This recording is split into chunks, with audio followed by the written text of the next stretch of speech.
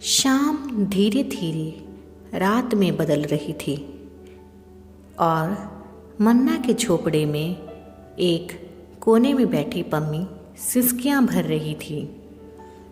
एक भिखारी मंगलू को पम्मी के पास बैठाया गया ताकि वह भाग न जाए या शोर न मचाए। मंगलू ने भीख मांगकर लाई एक सूखी रोटी पम्मी की तरफ फेंक कर कहा, ए रो मत, ले खा ले। पम्मी रोने लगी और बोली, नहीं, मैं नहीं खाऊंगी, मैं तो माँ के पास जाऊंगी। मंगलू गुस्से से खड़ा हो गया और कोने में रखी हुई लकड़ी उठाकर बोला, रोएगी तो सिर फोड़ दूंगा, चुप, एकदम चुप। तभी मन्ना एक आदमी के साथ अंदर आया।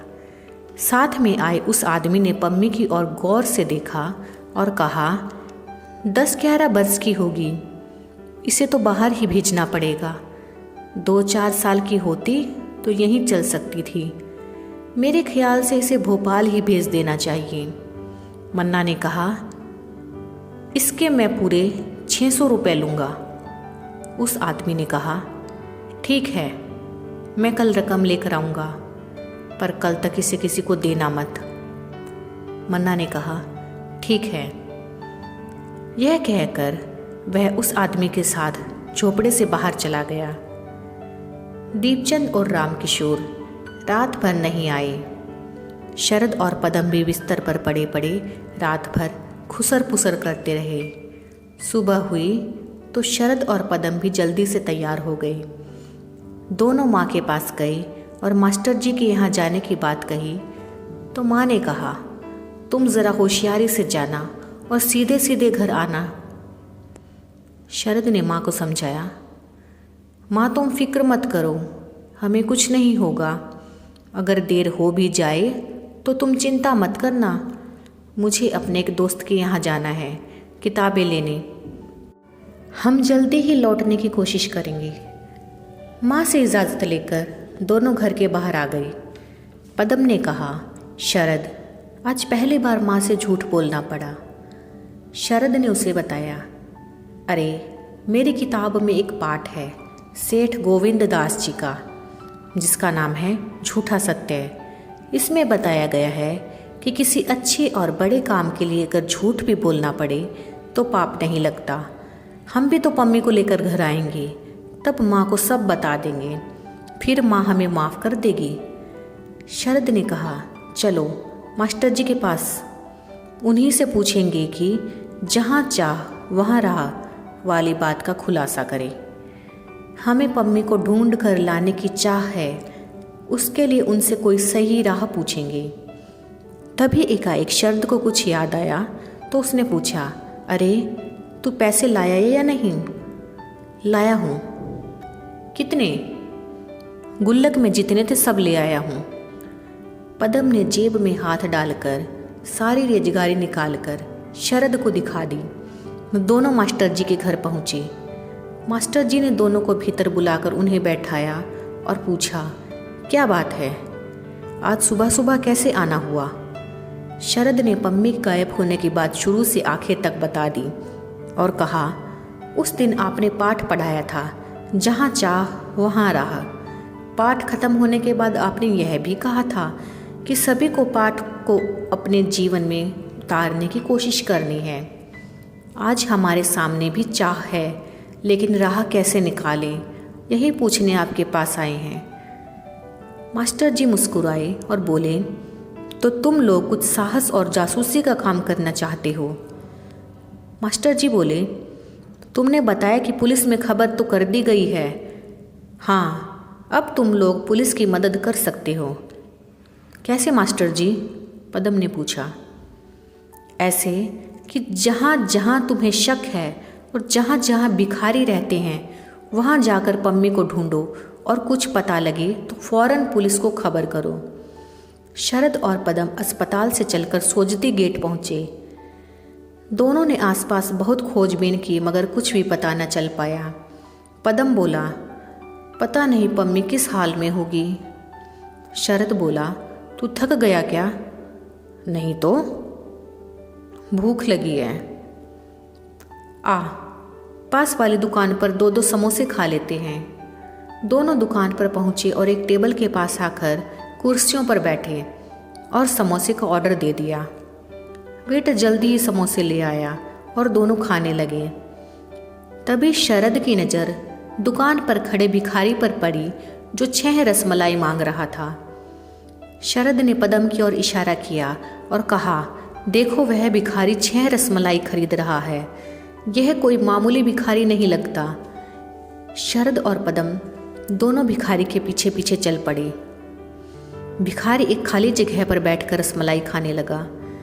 पदम ने हिसाब लगाते हुए कहा, रसमलाई खाकर यह नाश्ता करता है, इतने पैसे तो उसे भीख में नहीं मिलते होंगे। यह जरूर ही कुछ गड़बड़ वाला काम करता होगा। पास ही एक खुली जगह पर एक मदारी तमाशा दिखा रहा था। तभी उस भिखारी के पास एक दूसरा अधेड़ भिखारी आ गया और बात करने लगा। शरद और पदम दोनों मदारी का तमाशा देखने के बहाने वहाँ खड़े हो गए और उनकी बातें सुनने लगे। अधेड़ भिखारी जो अभी अभी आया था कह रहा था, छोकरी से पूछताछ की तूने? तभी पहला भिखारी दांत पीसकर बोला, चुप कर, कोई सुन लेगा तो सब के सब अंदर जाएंगे।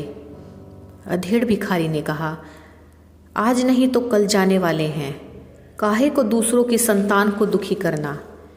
पहले वाले भिखारी को गुस्सा आ गया। उसने कहा, चल जा यहाँ से, नहीं तो मन्ना को कहकर छुट्टी करवा दूंगा। अधेड़ भिखारी से भी रहा नहीं गया और वह बोला, अरे मंगलिया, मेरी क्या छुट्टी कराएगा तू? मैं खुद ही यह सब छोड़ रहा हूँ, भगवान खुद तुम लोगों को फंसा देगा। इतना कहकर अधेड़ भिखारी वहाँ से चला गया। मंगलिया भी दूसरी तरफ चल पड़ा। शरद और पदम की आंखें चमक गई। शरद ने कहा, पदम तू इस मंगलिया के पीछे पीछे जा, मैं बस आया 2 मिनट में।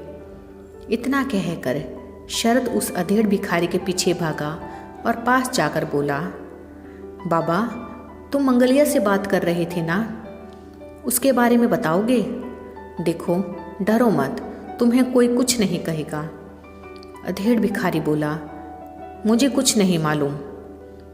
तभी शरद बोला, तुम अभी मंगलिया से मन्ना और किसी लड़के के बारे में बात कर रहे थे। अधेड़ भिखारी बोला, कौन हो बाबू तुम और हमारी बातें क्यों सुन रहे थे? शरद बोला, तुम किसी लड़की की बात कर रहे थे, कहाँ है वह? मैं उसका भाई हूँ, हमारा पूरा परिवार परेशान है। अगर तुम बता दोगे तो तुम्हें कोई नुकसान नहीं पहुँचेगा। अधेड़ भिखारी बोला, कल दोपहर एक बदमाश एक छोटी बच्ची को उठा कर लाया था और मन्ना से बातें कर रहा था कि उसके कानों से झुमके निकाल लिए हैं। अब मन्ना उसे भोपाल भेज देगा, भोपाल उससे भीख मंगवाई जाएगी। शरद ने पूछा, यह मन्ना कहाँ है? भिखारी बोला, रावण के चबूतरे के पास भिखारियों के झोपड़े हैं, वहीं मन्ना रहता है और उसने उस बच्ची को भी वहाँ रखा है। बस अब मुझे जाने दो। यह कहकर अधेड़ भिखारी वहाँ से चला गया।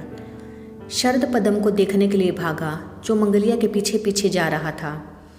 शरद ने पदम को सारी बात बताई और कहा, पम्मी इसी की कैद में है। अब हम एक काम करते हैं, पदम तुम घर भाग कर जाओ और सबको खबर कर दो और यह भी कहना कि पुलिस को भी साथ लेकर आएं। रावण के चबूतरे के आगे वहाँ पर भिखारियों के झोपड़े हैं, वहीं पर आना है। तभी शरद मंगलिया का पीछा करता करता झोपड़ों के पास पहुँच गया। तभी वह उस झोपड़े में जा पहुँचा जहाँ पम्मी को कैद किया हुआ था।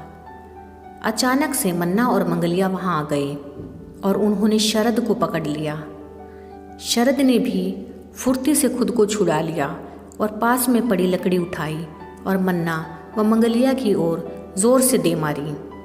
मंगलिया चीखते हुए बोला, जल्दी यहाँ से निकलने की कोशिश करो, पुलिस आती ही होगी पीछे। शरद ने उन दोनों को जाने नहीं दिया। तभी पदम, रामकिशोर, रेखा, कौशल्या, दीपचंद पुलिस को साथ लेकर आ गई। रेखा देवी पम्मी को देखकर बहुत खुश हो गई और शरद व पद्म को चूमने लगी। सभी ने शरद और पद्म की हिम्मत व बहादुरी की बहुत प्रशंसा की और अगले दिन अखबारों में शरद और पद्म के साहस की खबर प्रकाशित की गई।